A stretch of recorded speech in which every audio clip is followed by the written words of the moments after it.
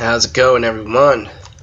This is Part 73, bringing you the third and final game of this series. In a blast to the past, we have Victus Semper versus the Men of Rohan in the elimination round of DE4 Myth World Cup 1999.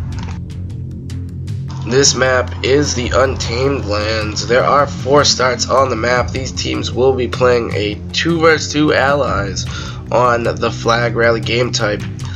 Each flag is a point for each respective teams, and the placement of the teams at the end of the game will also decide additional points scored. The first place team will receive 5 points. The second place team receives third. The third place team receives 1, and the last place team receives 0 points. Again, I apologize, the second place team receives 3 points, not third points. My English is terrible, but this game is beautiful, so let's get back to the game. And joining more this game, I had Deverick. I haven't seen him play yet. Nice seat more, swap it up, and Victus Semper, still 6 players. They lost a player in the first game, and it looks like that says Paris. Oh, it's a shout out to me. No, it said penis. I was wrong. Whoops. And this is just what happens when you think the world revolves around you, folks. So, looking at the trades here, we have no puss for any of the teams. Victus Semper is going to be starting off in the western part of the map. Men of Rohan starting in the east, the green in the northeast, the brown in the southeast. VS is blue in the northwest. VS is red in the southwest. Looks like teams got about this very similar amounts of units here. Flag captured. VS opting to get a couple more, a single dwarf in each squad extra. And teams will now be moving on to tag their teammates' flags.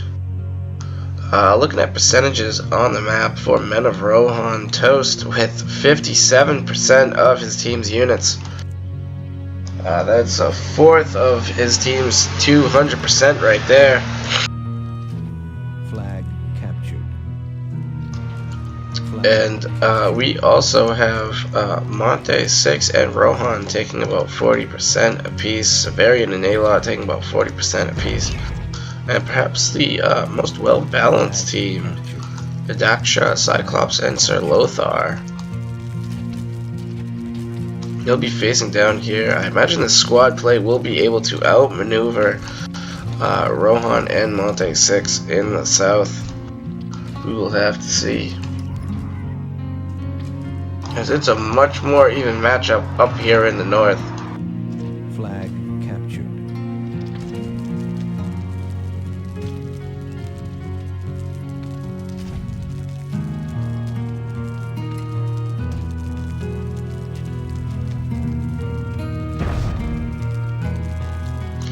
And this flag number 7 is getting surrounded. We have Slickster's Goldback moving in on flag 8 in the east.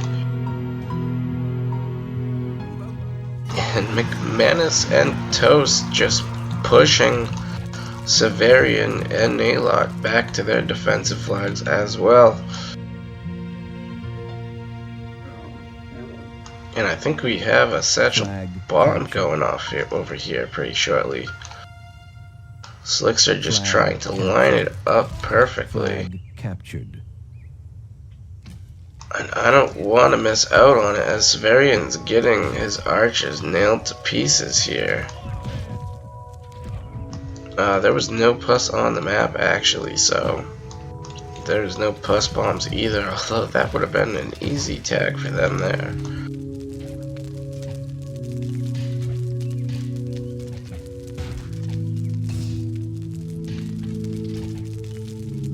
Flag captured.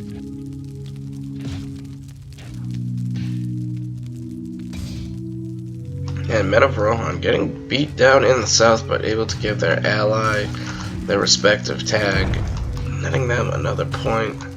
Right now, if you went by flags, Men of Rohan has 9 to VS's 8. Flag captured.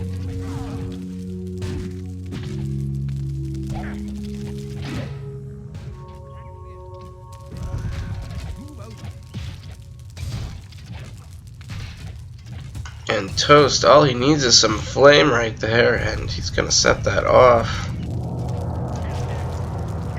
And Nalot's gonna walk right back through it.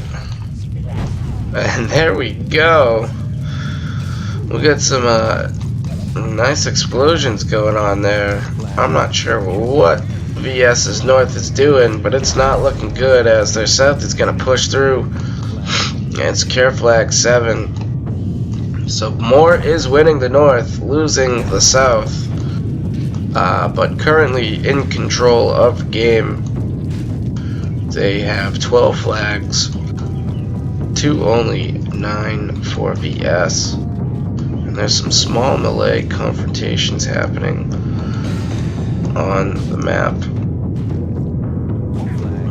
You can see here Rohan trying to salvage what he can from his remaining units. He knows Sir Lothar will be moving on to this flag and securing it pretty shortly. Well, Toast gotta pick up the pace here. All his team needs now is flag 6. He should just be heading directly south.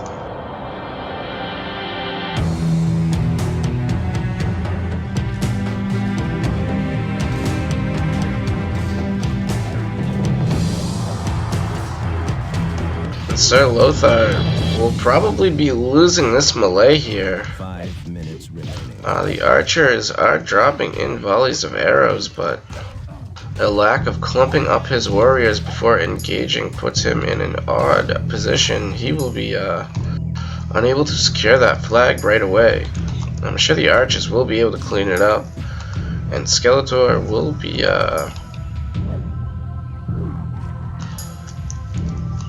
able to knock off those harassing goals of VS. Looks like his Thrall have killed quite a bit here. Crazy. A 4-kill Thrall, folks. We have a celebrity. And Rohan doing what he can. He's going to send that warrior right after the dwarf, but it is going to go down. Unable to get a lucky dud. And VS able to tag up flag number 8. They will be moving on to flag 1 soon. However, Moore's force from the north is moving in on their final flag, flag number 6. And Cyclops will net some easy kills against McManus, who must be looking elsewhere.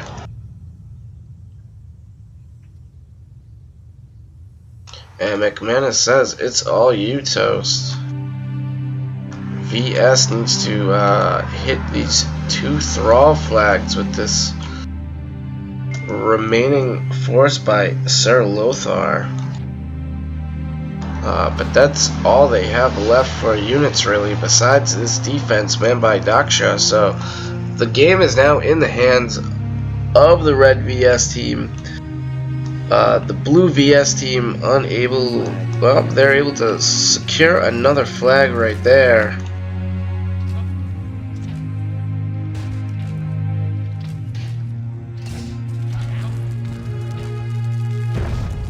And Lothar blows up his own archers. Looks like Moore will walk away with this one. Just some final melee cleanup is all they really need. Will VS be able to get some extra flags? But it will not matter as the 2 more teams are at the top of the game in the sense of perm flags captured. And as green team secures this flag right here, that will be game over. So let's figure out the scoring for this bash. We'll conclude it. And yeah, so Men of Rohan, one of their teams getting all 8 flags, getting the first place. That will be 13 points for them there. Netting second place is another 3 points, bringing them up to 16. You add another 7 flags on top of that, and they scored 21 points. In game 3, VS on the other hand, they get the third place for 1 point, as well as 7 points. So that's 8 points to them. And we also have another 6 points here, so that's 14 points to 21, I believe. I'm probably wrong. I think it was 24. It was.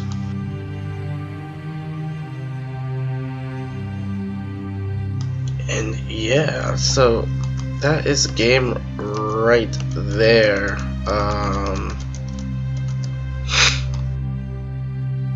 23-14. Moore is gonna take game 3. They've taken game 2 as well. They won game 2 by 8 points. They won this last game by 9 points. The first game was a 7-7 tie, and the Men of Rohan win the match 42 points to 25. Going through the statistics of the final game, we can see all of the teams have nice colors. We can see how their teams did on the map, and you'll notice the red team for VS jumping out,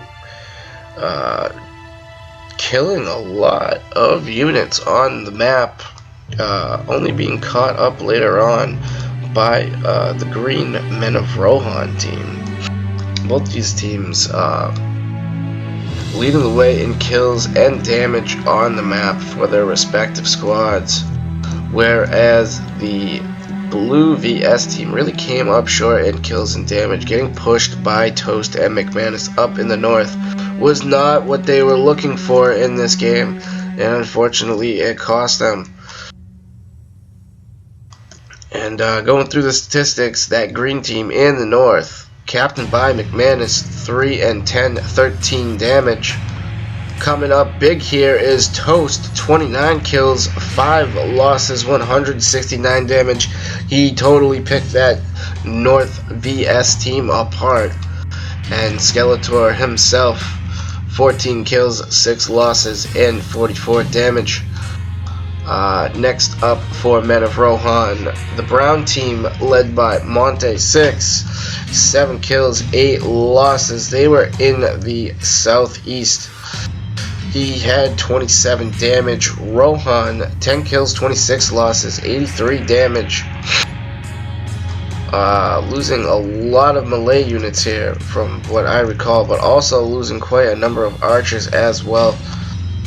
He controlled most of the units for that team.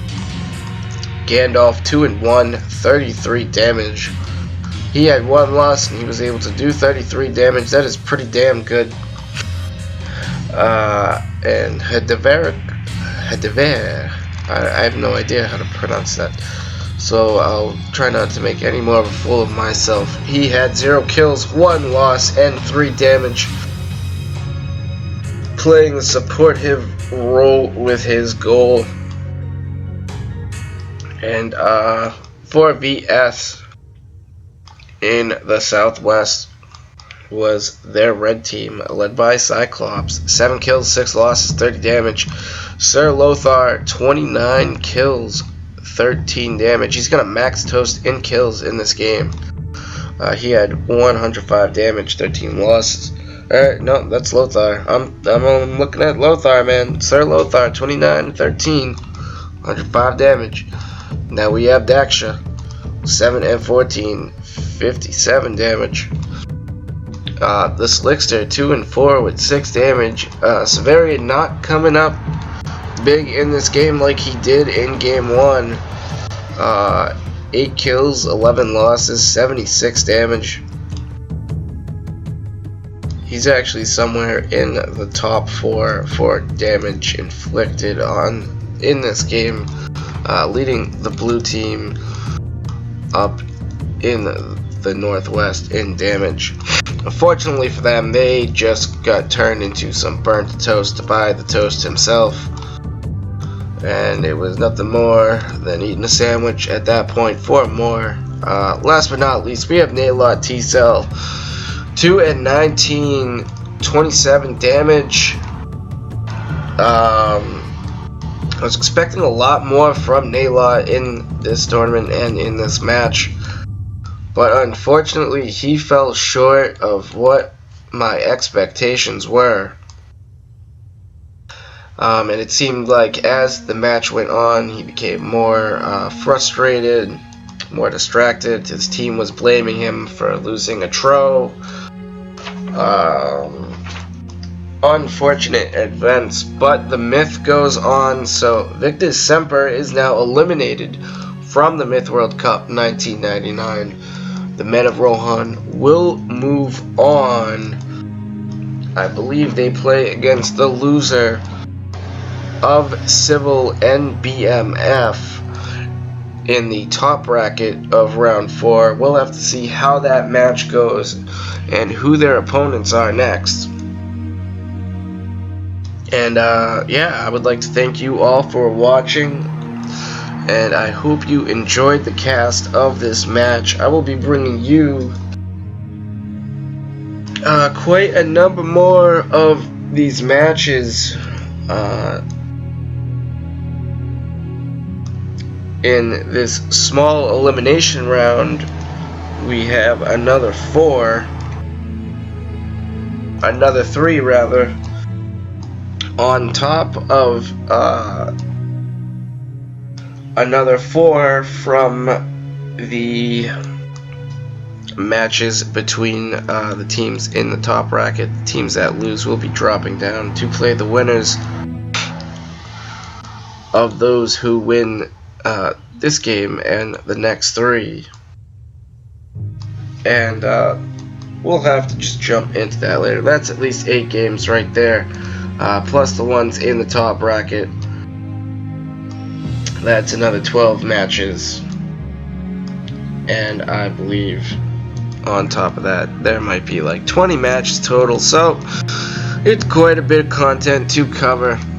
I hope you'll join me on the journey, and thanks for sticking with me on this one. This is part 73. I will be signing out. Thank you all for watching once again. Feel free to hit the subscribe or add some commentary. Anything like that helps the channel, helps the game out.